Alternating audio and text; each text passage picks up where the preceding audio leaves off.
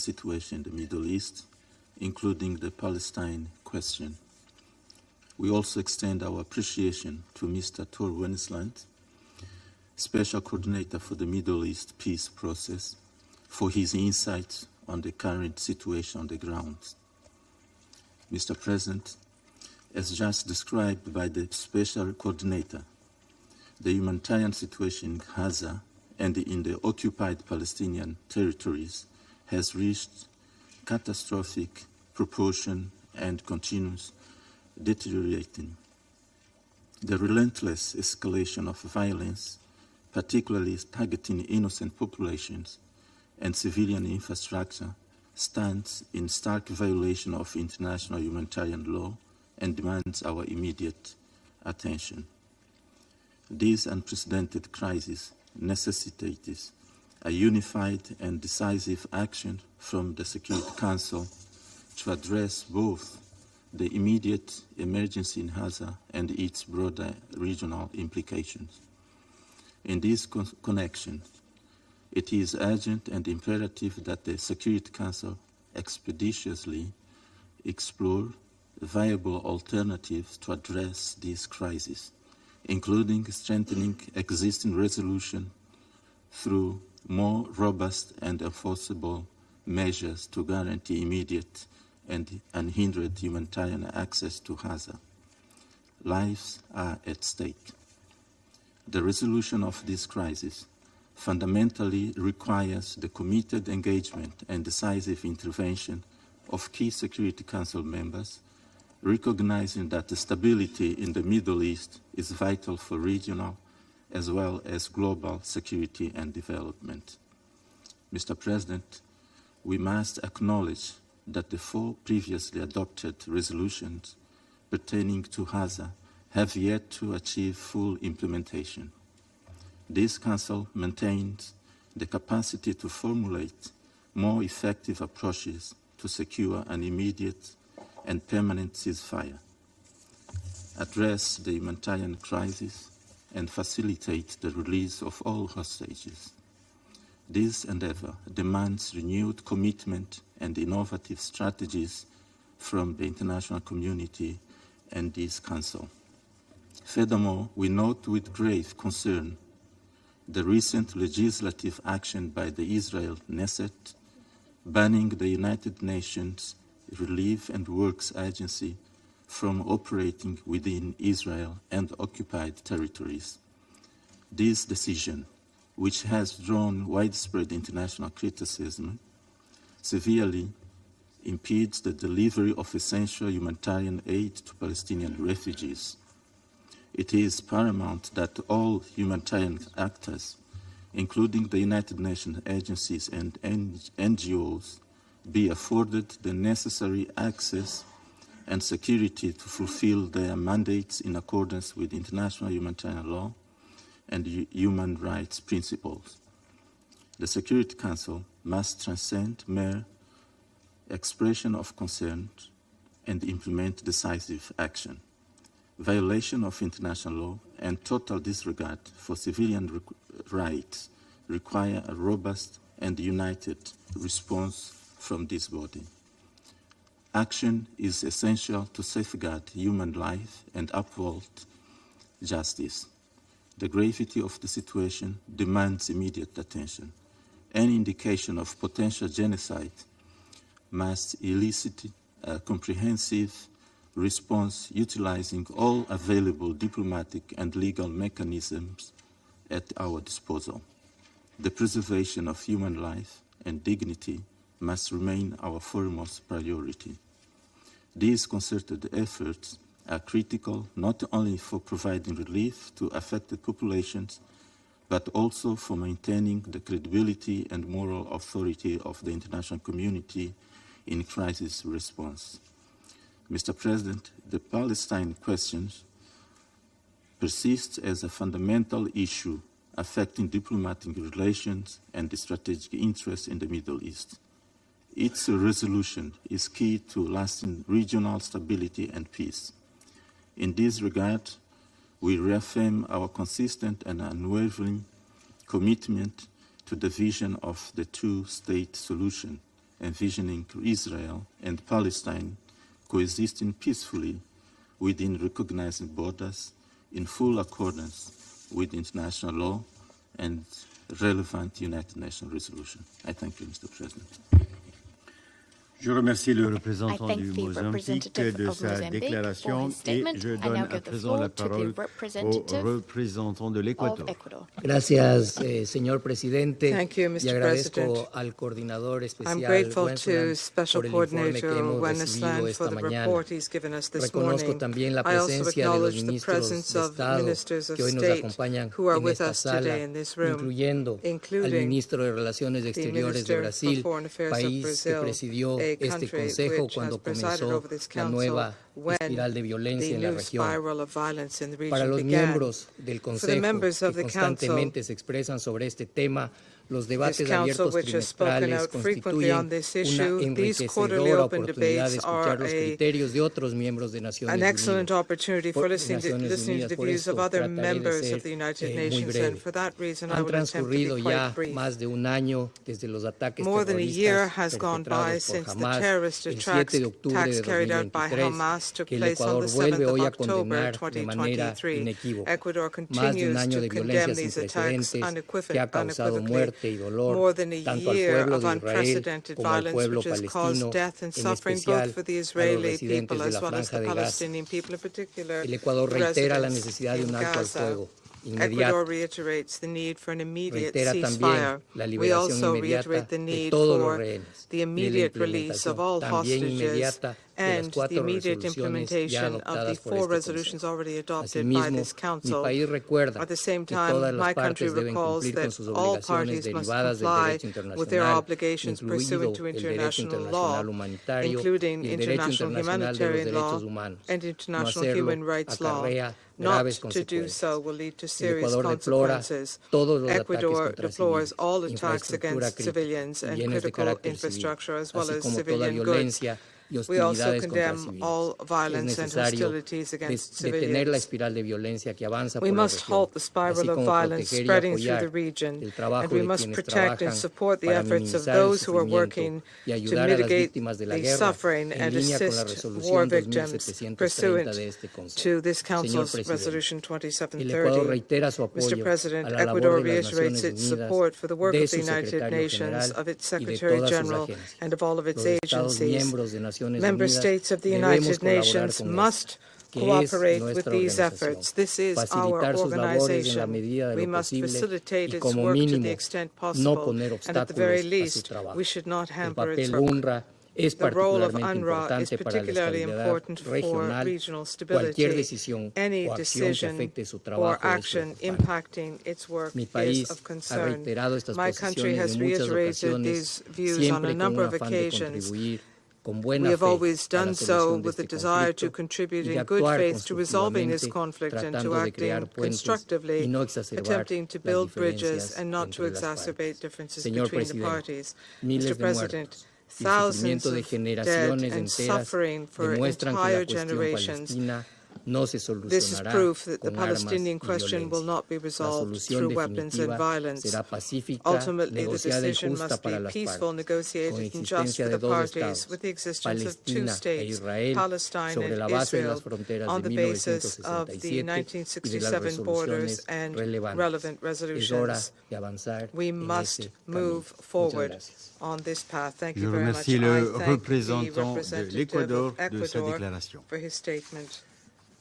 Je donne maintenant la parole à Son Excellence Monsieur Mauro Luis Yaquer Vieira, ministre des Relations extérieures du Brésil. Mr. President, the post-war international order is crumbling under our watch. The foundations laid after 2 global conflicts are being eroded. The unfolding events in the Middle East are not just another chapter in an old conflict. They are a stark reflection of a deeper crisis where might makes right and the principles meant to safeguard peace are overshadowed. This is why President Lula has called for a vigorous response to the grave challenges of our time. As he underscored in the opening of the 79th session of the General Assembly, the world needs a comprehensive overhaul of the UN Charter. A Charter Review Conference may seem ambitious, but it reflects the founding vision of the UN. Article 109 makes it clear that no system should remain static in an ever-changing world. Mr. President, the Council's duty is to protect all humanity, not just cater for the few. Its failure to act decisively has allowed the atrocities to continue unchecked, with entire populations paying the price. This is not mere rhetoric. It's reflected in the crimes committed against civilians in Gaza and Lebanon. Over 43,000 Palestinians and 2,500 Lebanese lives have already been lost to the cracks in a global order increasingly failing to uphold its promises. Brazil has been vocal in calling for an end to the escalating violence in the Middle East. Since our presidency of this council in October last year, when Israel was struck by a terrorist attack, we have witnessed a relentless descent into violence. Israel's responses to October 7 has gone far beyond any sense of proportion. More bombs have fallen on Gaza than on Dresden, Hamburg, and London during the World War II. This is not self-defense, it's collective punishment and obliteration. We have all witnessed blatant and routine violations of international humanitarian law in Gaza. Civilian areas are indiscriminately and disproportionately targeted in military operations, leading to the destruction of critical infrastructure and suffering of innocent people. Famine and disease are spreading as the supply of basic necessities is severed. Even those protected under the Geneva Conventions, humanitarian workers, doctors, and health personnel are being killed. Journalists have been shot and their news outlets silenced. Mr. President, the International Court of Justice has issued provisional measures directing Israel to halt actions that may violate the convention, the Genocide Convention, and facilitate the delivery of humanitarian aid. Additionally, Resolution 2735 of 2024 demand a full ceasefire, the withdrawal of Israeli forces from densely populated areas in Gaza, and the safe return of Palestinian civilians to their homes. These are not recommendations. They are binding obligations under international law. When mandatory directives from the highest legal and political bodies are ignored with impunity, it signs a dangerous unraveling of the global governance. The consequence is the disregard is more loss of life and unimaginable destruction. When I last addressed this council a month ago, I warned that Lebanon stood on the edge of a conflict. Today, we mourn the loss of thousands of innocent lives, including 2 Brazilian teenagers. In just 30 days, the number of displaced people in Lebanon was multiplied by tenfold.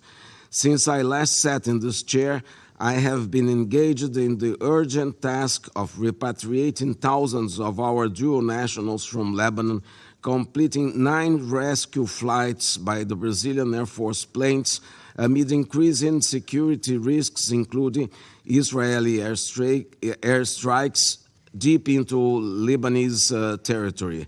Thousands more await repatriation. Mr. President, the expansion of the war from Gaza to Lebanon shows a familiar pattern of disregard for the law. Assaults against UNRWA and now UNIFIL are a brazen repudiation of the multilateral system and everything the UN Charter represents. This is not the first time UNIFIL has come under fire. We must not forget the 1996 shelling by Israel of the UNIFIL compound in Guyana, where 106 civilians who sought refuge were killed. This tragedy serves as a critical lesson of what happens when the international community allows such violations to go unpunished. When we fail to hold perpetrators accountable, we pave the way for history to repeat itself. This is why Brazil condemns in the strongest terms the deliberate recent attack against the peacekeeping mission's personnel and infrastructure in Lebanon. Brazil also condemns the decision in the Knesset yesterday to pass laws against UNRWA. By attempting to dismantle vital services for Palestinians, these laws deepen the suffering of an already devastated people and run counter the request of International Court of Justice that Israel facilitates access to humanitarian assistance to Gazans.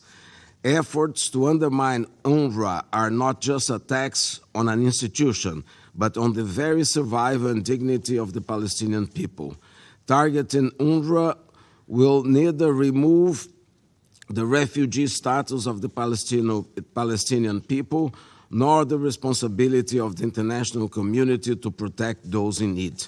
We must reject this law for what it is, a dangerous precedent that undermines multilateralism and paves the way for further erosion of the global order. Mr. President, when international law is violated, those responsible must face consequences. It is our duty as UN member states to ensure that justice is enforced, investigations are carried out, responsibility is attributed, and penalties are imposed to prevent impunity and uphold the rule of law.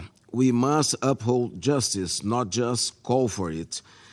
In the face of a plausible case of genocide and the indiscriminate targeting of civilians, the international community can no longer be complicit by providing weapons that enable such crimes.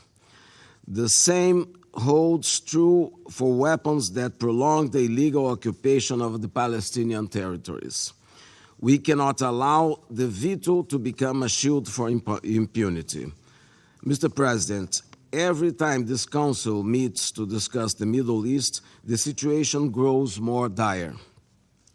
New front lines emerge, more innocent lives are lost, and the crisis deepens. The recent attack on Iran only served to underscore the escalating risk of a regional catastrophe. We are sliding toward a world where future generations inherit nothing but a legacy of endless conflict and suffering. How many more innocent lives will be counted the next time we convene? How much more suffering will we allow? War will not bring peace to the Middle East. Peace will come through a decisive commitment to diplomacy rooted in justice and respect for international law. As we grapple with escalating violence and the expansion of conflict, President Lula's call for a review of UN Charter resonates more urgently than ever. We owe it to the future generations to ensure that this body has the strength and mandate to uphold justice, protect humanity, and secure lasting peace. It is time to take the bold steps needed to make peace not just an aspiration, but a reality for all. I thank you, Mr. President. Je remercie Son Excellence Monsieur Vieira de sa déclaration. Je donne maintenant la parole à Son Excellence Monsieur Bruno Rodriguez Parilla, ministre des Relations extérieures de Cuba. Señor Presidente, estimado ministro, distinguished apoyamos Minister, las declaraciones de Uganda we endorse the statements by Uganda on behalf of the non-aligned movement de of Mauritania, del Grupo on behalf of the Arab group, de Camerún, a nombre de la of Cameroon, on behalf of the Organization of Islamic Conference, and of Senegal, as chair of the Committee on the Exercise of the Inalienable Rights of the Palestinian people. It is inconceivable that after more than a year, the Security Council has not put an end to the genocide being committed against the Palestinian people. More than 43,000 Palestinians have been killed. 70% of them are women and children. More than 2,500 Lebanese have been killed. These figures are growing by leaps and bounds. Far from an immediate and permanent ceasefire, Israel continues to attack hospitals, schools, and refugee camps in the occupied Palestinian territories in flagrant violation of international humanitarian law. Rather than a ceasefire, Israel is spreading the conflict throughout the Middle East region, expanding its aggression to Lebanon, indiscriminately shelling territories in Syria and Yemen, and starting a new and dangerous escalation against the Islamic Republic of Iran. The government of Israel attacks and spurns the United Nations and its Secretary General. It attacks the security provided by the United Nations interim force in Lebanon and has kept up the most deadly attacks in Gaza that have been known in history against this organization's staff and humanitarian workers. The occupying power continues to obstruct humanitarian assistance to the Palestinian people. The recent approval by the Israeli parliament of a law banning any activity in the OPT by the United Nations Relief and Works Agency for Palestinian Refugees in the Near East, known as UNRWA in English, in addition to violating the UN Charter and Israel's obligations under international law, will further the suffering of the Palestinian people. How many children and women must be killed before the international community acts and puts an end to aggression, puts an end to illegal occupation, and provides international protection which the Palestinian people so urgently need? How much more destruction must take place before rhetorical words and statements are replaced with practical actions against the genocide currently taking place? The impunity with which the current Israeli government continues to act is not only proof of the ineffectiveness of the Security Council, but this is an attack against multilateralism, and it undermines the very essence of the UN Charter and international law. It also means that the Palestinian people are facing a truly existential threat. It means that more innocent people will continue to be killed, maimed, detained, and displaced.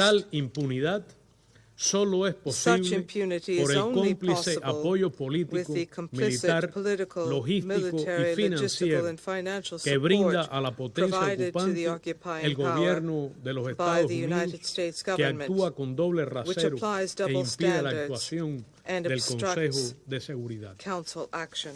Señor Presidente, Mr. no es posible lograr la paz en el Medio Oriente sin una solución justa para la cuestión de Palestina, lo que trata de impedir por todos los medios el gobierno de Israel destruyendo el Estado de Palestina para anular la creación de dos estados.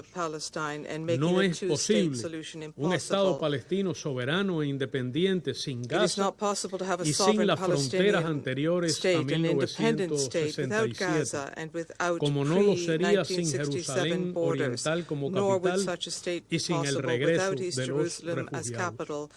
La Corte Internacional de Justicia, a solicitud de la Asamblea General de las Naciones Unidas, ha emitido una posición clara: la ocupación por parte de Israel del territorio palestino y la negación del derecho de ese pueblo a la autodeterminación son acciones ilegales, violatorias del derecho internacional. La inmediata e incondicional admisión de Palestina como Estado miembro de la ONU es un paso imprescindible para avanzar hacia la solución definitiva del conflicto. ¿Por qué Palestina tiene que seguir esperando para ingresar como miembro pleno de las Naciones Unidas cuando Israel lo hizo hace 75 años en virtud de una resolución que preveía la creación de dos estados.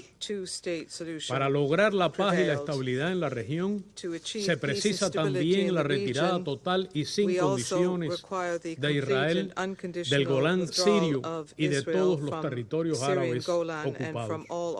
Demandamos el cese de las agresiones contra la soberanía e integridad territorial de las hermanas naciones del Oriente Medio. Debe cesar la injerencia externa en esa región.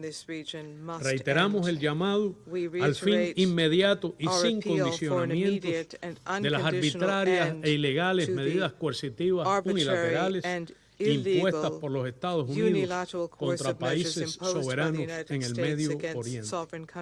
Cuba continuará contribuyendo con todos los esfuerzos internacionales legítimos que propicien una solución justa, amplia y duradera del conflicto en el Medio Oriente. Urge la acción conjunta de todos los pueblos y gobiernos del mundo para detener las agresiones del gobierno de Israel. Cada minuto de pasividad costará nuevas vidas de inocentes, mayor sufrimiento y destrucción. Cuba nunca será indiferente ante la injusticia. La causa palestina y de las hermanas naciones de la región siempre podrán contar con nuestra firme solidaridad y apoyo. Je remercie Son Excellence M. Rodríguez Parilla de sa déclaration et je donne maintenant la parole au représentant du Liban. السيد الرئيس نشكر سويسرا على تنظيمها لهذا النقاش المفتوح الدوري حول الحالة في الشرق الأوسط ونرحب بمعالي وزير الخارجية السويسري السيد إغناسيو كاسيس كما أشكر السيد تور وينسلاند على إحاطته.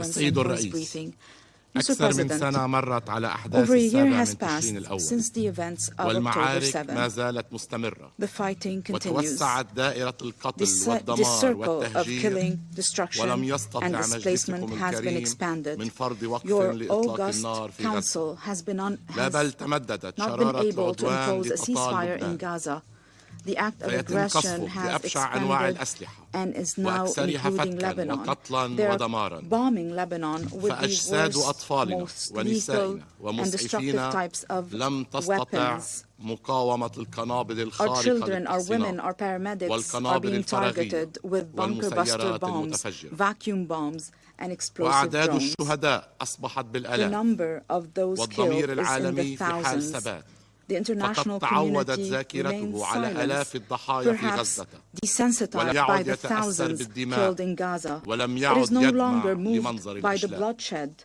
وباتت مصداقية الأمم المتحدة ومجلسكم على المحك لأن كل القرارات الصادرة عنكم والتي تتعلق بالشرق الأوسط لا زالت غير منفذة.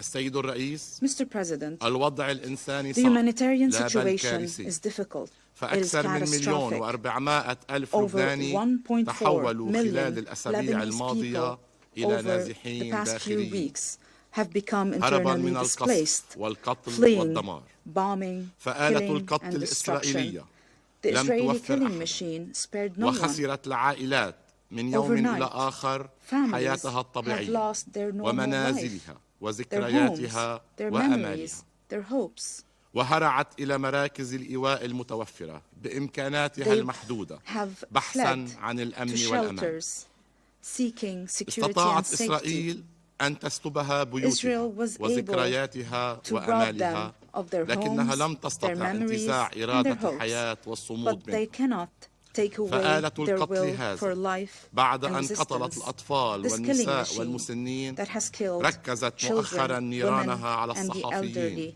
والمسعفين والطواقم الطبية واختارت محيط المستشفيات ومحيط الأماكن الأثرية والمعالم التاريخية كمعلبة وصول لقصفها بحقد أعمى على التاريخ والحضارة والتراث العالميين بأفعال لا يمكن وصفها إلا بجرائم حرب وجرائم ضد الإنسانية وفي محاولة بائسة منها لقتل الحل in a desperate attempt from Israel to kill the solution. It targeted deliberately locations of UNIFIL and the Lebanese army. Israel is trying to destroy Resolution 1701,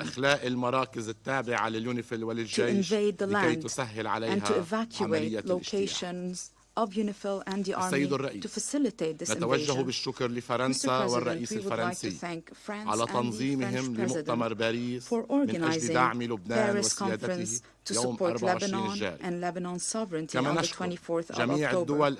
We also thank all the countries that participated and all the countries and international organizations that contributed. The needs are immense and the challenges are many, and the reality is bitter. Lebanon has endured a great burden of displacement and cannot confront internal displacement by itself. We are relying on the assistance of everyone. We thank all the countries that helped us to confront this humanitarian tragedy. We thank you from the bottom of our hearts. Mr. President, all these atrocities could have been avoided. All these massacres could have been stopped. These sacrifices are enough to go back to reason, to reality. The solution is clear and direct. It was produced by this Council.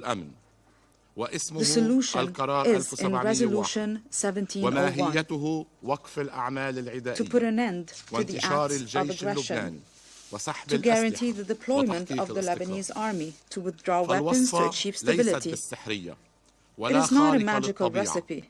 There is no supernatural solution. We will not be reinventing the wheel. This solution would spare bloodshed, destruction, and senseless acts, because the acts of Israel can only be described as senseless. The government and people of Lebanon do not want war. We want the implementation of Resolution 1701 in its entirety. The international community wants the implementation of Resolution 1701. The Security Council wants the implementation of Resolution 1701. The mediators are present around this table. They have been providing solutions for the past 13 months. However, on the other side, we have one party that do not push for a solution, that wants to sacrifice additional lives, wants to go on with the war for only one reason, for personal agendas and ambitions.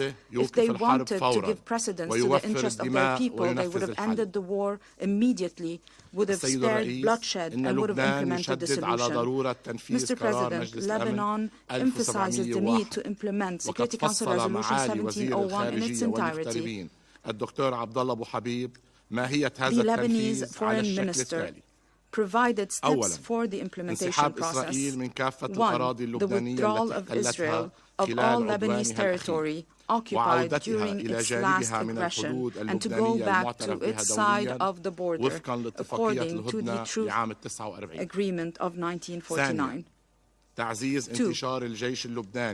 Enhancing the deployment of the Lebanese army south of the Litani River and along the southern border, so that there is no weapon outside the approval of the government of Lebanon, and there is no authority outside the authority of the government of Lebanon, according to Resolution 1701.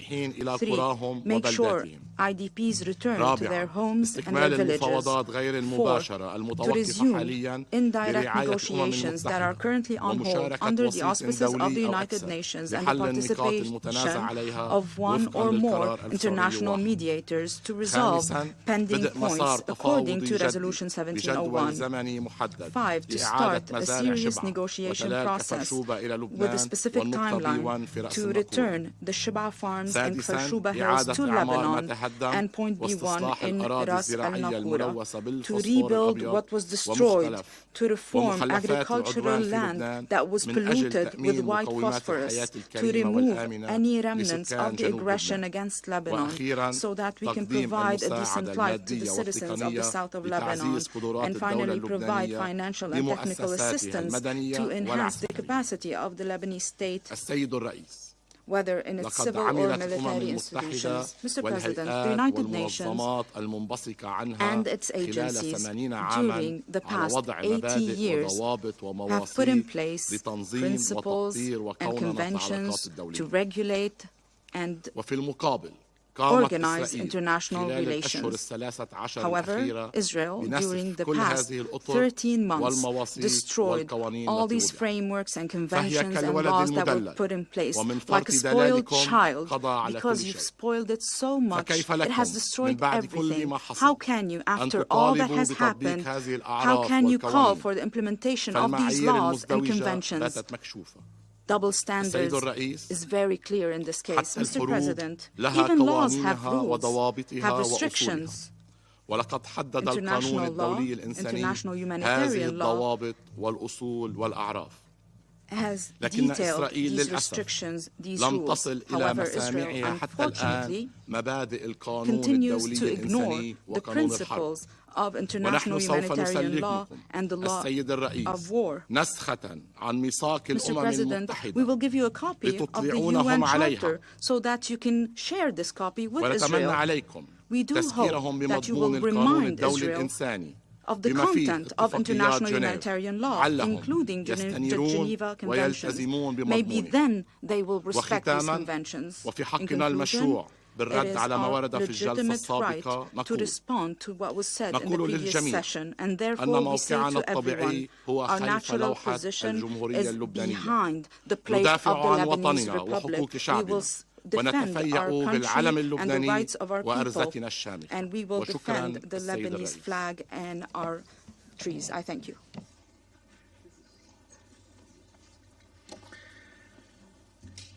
Je remercie le représentant du Liban de sa déclaration. Mesdames et Messieurs, Excellences, il reste un certain nombre d'orateurs et d'oratrices inscrits sur ma liste pour la présente séance. Si les membres du Conseil sont d'accord, je me propose de suspendre la séance jusqu'à 15 heures. La séance est suspendue.